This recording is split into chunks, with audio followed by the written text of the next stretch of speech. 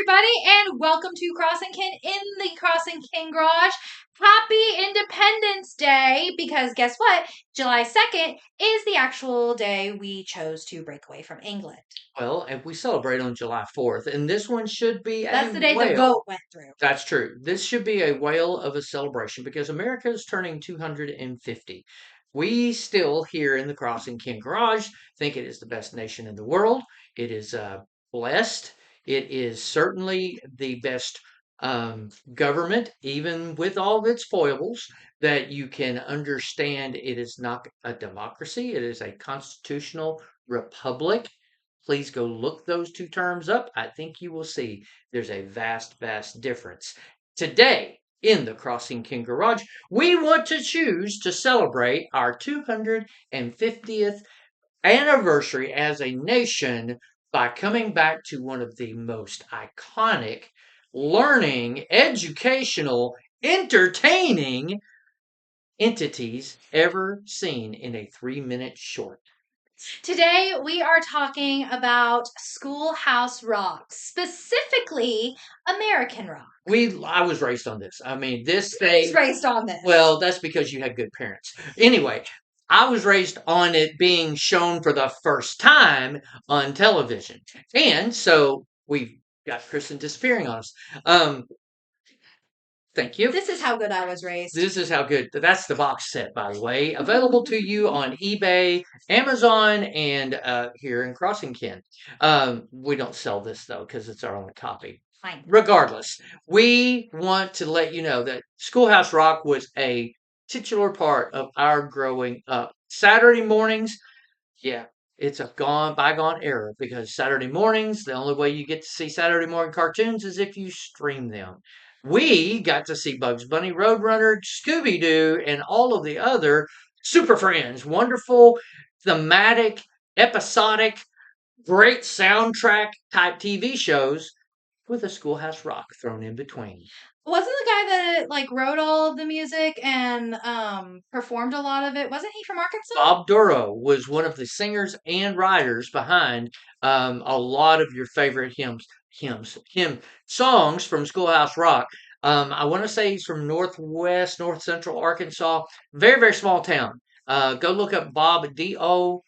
I'm not even going to tell Doro, I think is his name. Look In up fact, Bob Schoolhouse Rock. Bob Schoolhouse Rock, yeah. And I think they were Grammy nominated, if I not think some you're correct. Grammy awarded type of these shorts as well. We learned our multiplication tables. We learned history. We learned grammar. We learned grammar. We learned politics from Schoolhouse Rock. According to this, we also learned science and how to work your money. How to manage money. So yeah, all that five came are later. represented. I mean, all five are represented on this particular box set, which we've had since I was born. Multiplication, history, and America were the three that they ran in. I think science was in there or grammar, excuse me. I think grammar was in there as well. Saying what was running in rotation, in heavy rotation, during the Bugs Bunny Scooby Doo age, of which I happen to be a part. Today, like I said, we're specifically talking about the American rock. Happy birthday, America. Happy birthday, America. So we're going to try to discuss all of the tracks from that particular... How many were there, Kristen? Oh, technically 12 if you count the Presidential Minute, which came out much later. Much later than most of these. In fact, technically there are 10. One got released on an anniversary DVD. And we'll talk about that song at the end. And then Presidential Minute, I want to say came out just before the 2020 election, somewhere in there. But anyway, we'll talk about those songs at the end. They kind of go together. They really do kind of go together. But we will talk about those songs at the end. Honestly, American rock takes you through everything from the founding, like the proper founding of America, to how our government works. And that's a good thing because that's so many civics programs have been cut from a lot of the public school, a lot of public education. They don't teach civics, and they should, because that is how our government, which is really the only one that we should be concerned with, is run. And we have a generation of kids or young people or adults even who do not understand again the difference between a constitutional republic and a democracy, and If they're you vast. if you would like to stream all of the Schoolhouse Rocks, they're easy to find on YouTube, but the best way to find them is on Disney Plus. Disney now owns it. Yeah, All of them are there. Disney's had it for a while. they sure have. In fact, they put this out. They I put this believe. out. Yeah, They put out the anniversary. I want to say it was their 20th anniversary. I don't Maybe remember. older. I don't Yeah. remember, but it was the anniversary DVD. Okay, let's get started talking about the individual songs. First up, we have No More Kings. This is one of my favorite. I always called it Rockin' and a Rollin' because that's how it starts out. It goes rockin' and a rollin', splishin' and a splashin' over the horizon. What can it be? It talks about the pilgrims coming and then them establishing things. That kind of explains what our deal with with England was. And then it explains, you know what? Taxes are way too high from you, buddy. You're over there. We're over here. You don't even know what we're doing over here half the time, and yet you're trying to take our money. No. And it goes a long way to in a 3 minute short, again, a 3 minute short film to show you a time before the internet and show you a time before really very many of the community television was still in the 60s, late 60s, early 70s, relatively 20 or 30 years old at that point in time. So they are definitely time capsules for their age, and they give you those perspectives. No More No More Kings. Kings. It takes us through Boston Tea Party. Yeah, and I mean, we could as make far as historical timetable. This is a much better No More Kings rally than anything you'll see today. Moving right along. Up next, we have Fireworks, which takes us from the Declaration of Independence. Again, we are about to celebrate the 250th anniversary of the signing of the Declaration of Independence. So, Fireworks should be the song that gets played in heavy rotation on the 4th of July. Here's one of the things that we didn't stop and take a mention of. While these are just meaty as far as their historicity and content, the songs are just so incredibly They're catchy. so good. And they're not, I wouldn't say stripped down by any stretch of the imagination, but they certainly are so creative for the technology they had at that time in the 70s and just for the gifted musicians that they pulled together to bring these educational tools to kids like me. Yeah. Fireworks takes us from the signing of the Declaration, and it even starts quoting, I think, the beginning the of preamble. No, that's later. I'm sorry. Yeah, preamble's the Constitution. The Declaration, it's the "We hold these truths to be right, self-evident." yes. I think that's the beginning of it, or so. Somebody tell me where that bit is in the Declaration. It's been a minute since I've read it, but I want to say it takes us close to the end, but I don't think it takes us all the way because we still got another one that deals with the Revolutionary War. But Fireworks is probably one of my favorite. I wouldn't say it is my favorite, but it is definitely one of my favorite in here, and it's just a good one. Yeah. And they actually have real kids doing the quote during it, which is very cute. They have a little girl that very clear. They gave her the biggest word in the whole thing, and she has a little bit of trouble saying it. And it's so cute. And that is another one of the reasons these things are so relatable in their earthiness and their creativity. The music it's just good stuff, and never ever do you see a political bend in any of this. No, which is so refreshing.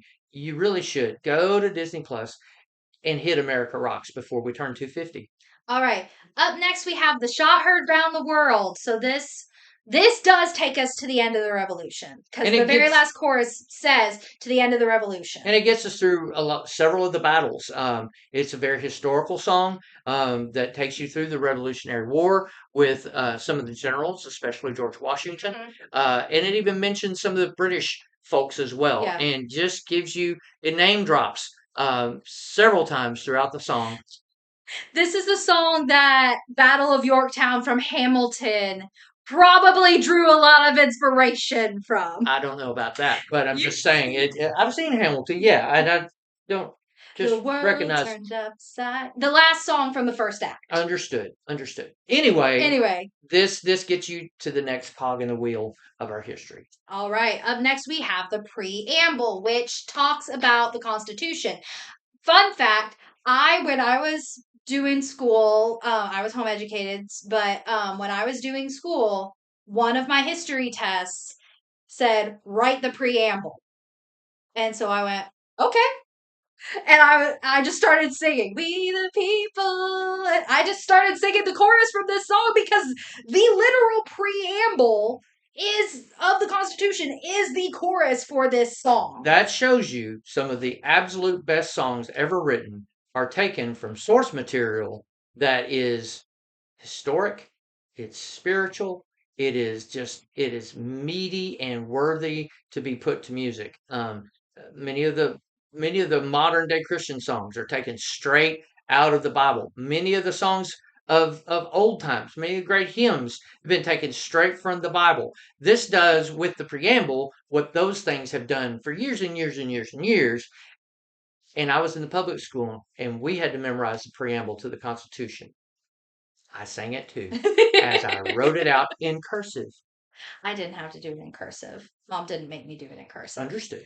All right. But the preamble might be my favorite just because it was the one that I could more easily pick up the words. The lady that sings it very clearly pronounced all of the words. Like it wasn't, all of these have a jazz leaning, like all of them. Every single one of these has a jazz vibe. I'd say they're jazz adjacent. I don't know that I'd go in so far as say that they're jazz leaning. They're more New Orleans jazz than strict bebop or anything like that. But the preamble is more of a slow, fun little it's more of an across anthem. the valley. Yeah, it's more of an anthem than some of the other ones. It's more anthem, without doubt. Up next, we have Elbow Room. And this talks about the expansion. Yeah, the expansion of the United States. What you see with America Rocks is the progression of our history. And that was another one of the things that made these things so absolute brilliant in their original runs is they gave you the history of the United States of America bit by bit by bit. Mm-hmm. But they were historically accurate. They were groovy as far as the music, and they're just cool. They're just so much fun. So much fun. Touches on Lewis and Clark and Sacagawea. It touches on our deal with Napoleon to get the Louisiana Purchase, right? It gets us from. It talks about the moon at one point. Atlantic coast to Pacific coast and beyond. The railroad. Right. Transcontinental Railroad. Right. It talks about that at one point. The Pony Express. All of it. It's the gold rush. Mm-hmm. Like it talks about everything. Like it covers so many years of history in just this one little 3-minute song. It's great. It's so great. Up next we have The Great American Melting Pot. This is the song about immigration. Like let's just be honest. It's the song about folks from Ireland, Sweden, other British folks coming over here for work because we were expanding, so of course we needed more folks to help with that. And they did it the right way. Again, they did not lean anyway. They make, I love the little bridge. America was founded by the English, but also by the Germans, Dutch, and French. Mm-hmm. Our heritage is mixed. The principle still sticks. So any kid can be the president. Right.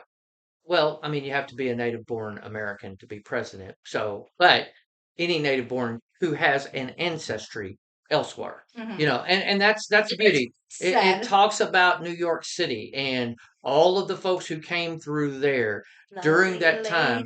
It's one of those songs that, every politician in the United States today should watch this short. Every politician needs to just watch Schoolhouse That is true. I mean, they just need to start from No More Kings all the way down through America Rocks. All the way through. You might learn a few things. It should be. American Rocks needs to be required viewing for anybody who wins office. Like the first thing you need to do when you take office is sit down. It will take you 30 minutes. It will take 30 minutes to watch all of it. And it will change your perspective. So just as a little aside, but The Great American Melting Pot is a really good one. And honestly, I feel like it's one of those that definitely needs to be played more often. That short really goes to show you how it can be done, how it can be done legally, and just what you should do about it when it's not. All right. Up next, we have Mother Necessity. This talks about some great American inventors.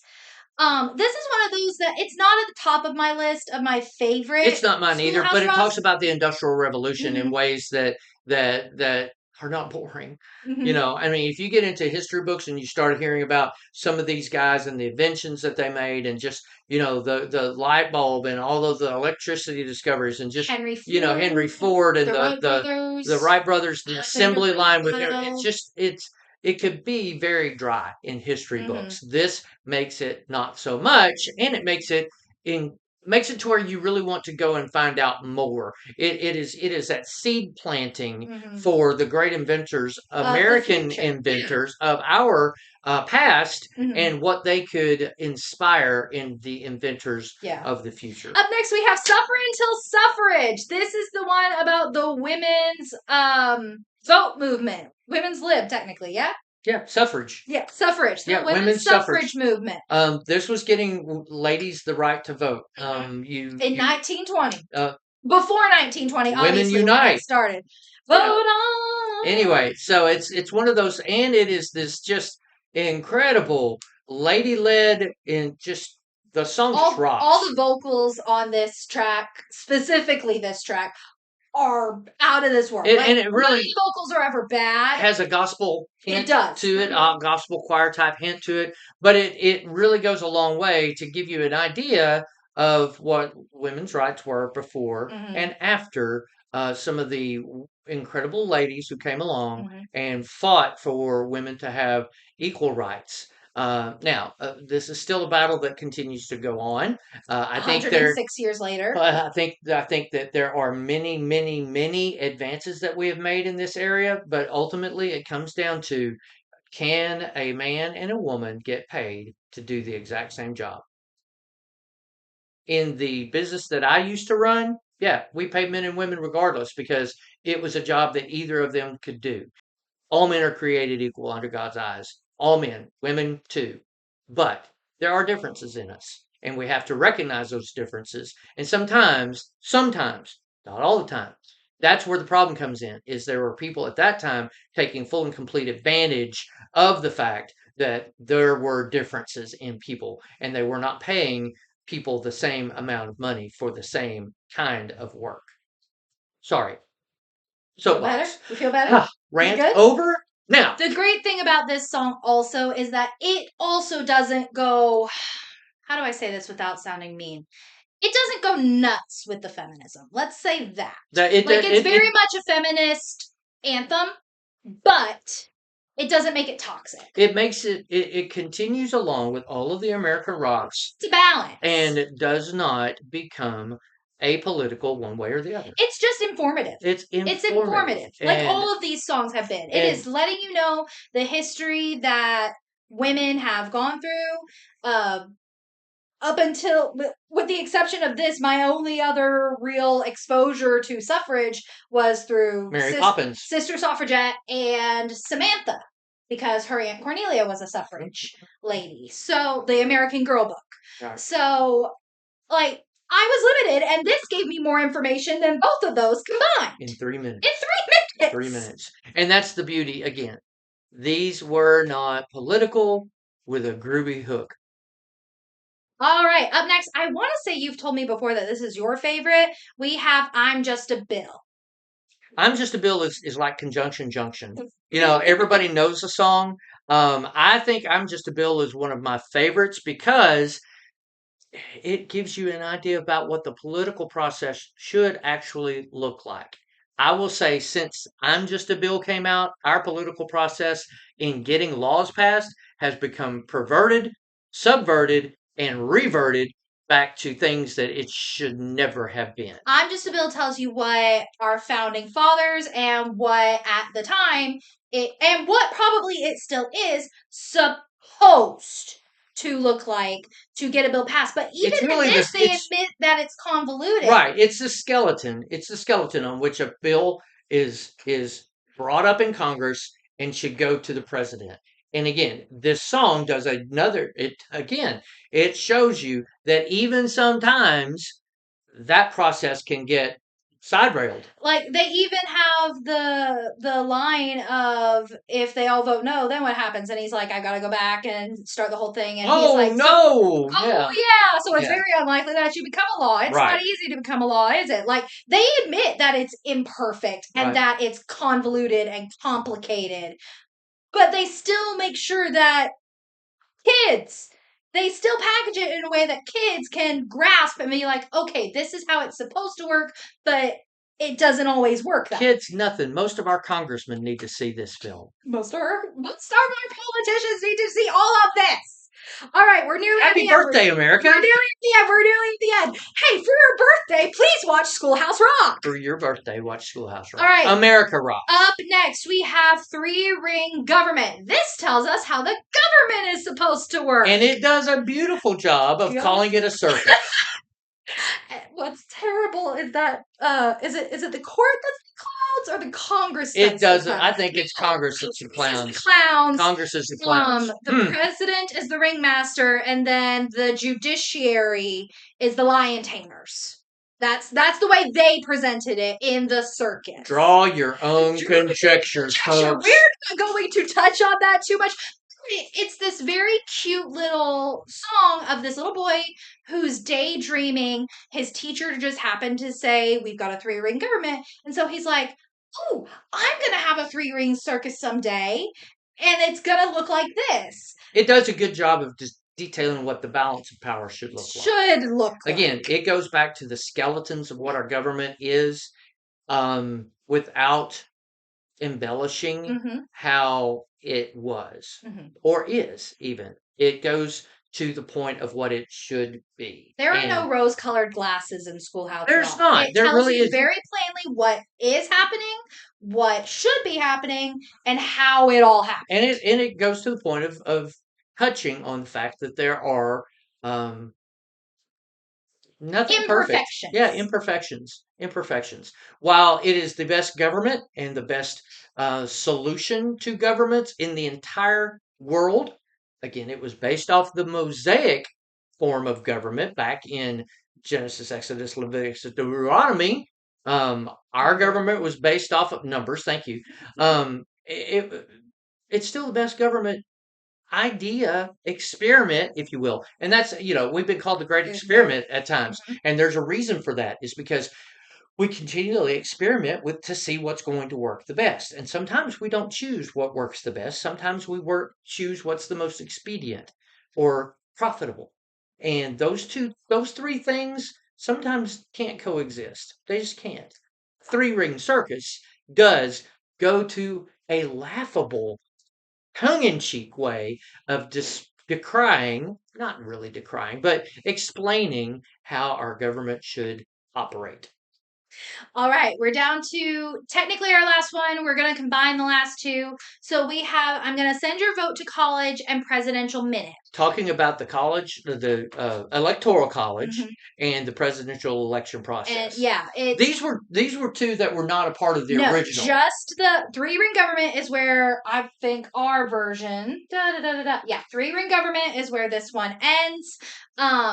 I'm going to send your vote to college came out with the anniversary special. Presidential minute, I want to say, came in during one of the elections more recently. Yeah, I'm not as familiar with either of those. I do know that the electoral college one does a pretty good job of explaining what the advantages of how we have a representative government and the benefits behind that.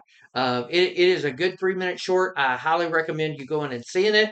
If you're a proponent or someone who's just confused about the electoral college and what are the benefits behind it, this goes to a long way, I think, in explaining in a cartoon form, which is very engaging. And again, the music rocks. And then presidential minute, it more talks about the campaign trail. Like it talks about the two guys that are on the campaign. It talks about a campaign, and it's really weird. But it's still technically part of the Schoolhouse Rock fandom. compilation. I had to look up on Wikipedia to see what all fell under the American rock umbrella, because I was unsure if anything had been added. Yeah, I'm going to have to go back and watch the presidential thing. And then I'm going to send your vote to college. Again, I know it came out over 10 years ago because it was on that anniversary DVD that we have. It was always at the end, no matter how you mixed up the songs. Right. But I'm going to send your vote to college. I want to say it was the last one that Bob did. I think you're right. Because he passed away before Presidential Minute was done. But yeah, it's literally a booth. It's an election booth, a kind of old-timey election booth. Levers? Yes. Yeah. Telling you how the Electoral College works. And he basically what it boils down to is everyone who graduates becomes the president. I don't remember other than just that line is the only part that's ever stuck in my brain. It does a good job of explaining the Electoral College. And if you like a primer on that, a basic primer, yes. It doesn't go into the nitty gritty. It's got 3 minutes, with a groovy hook, So I will try. I make no promises, but I will try to link all of these songs, a playlist of them, or the songs individually down in the description below, so that you guys can check these out and see what we've been talking. Certainly, let us know what you think. They are part of the soundtrack to my childhood and mine. And again, our generation made sure their generation understood what this was. I made it through English because of grammar rocks. Science because of science rock.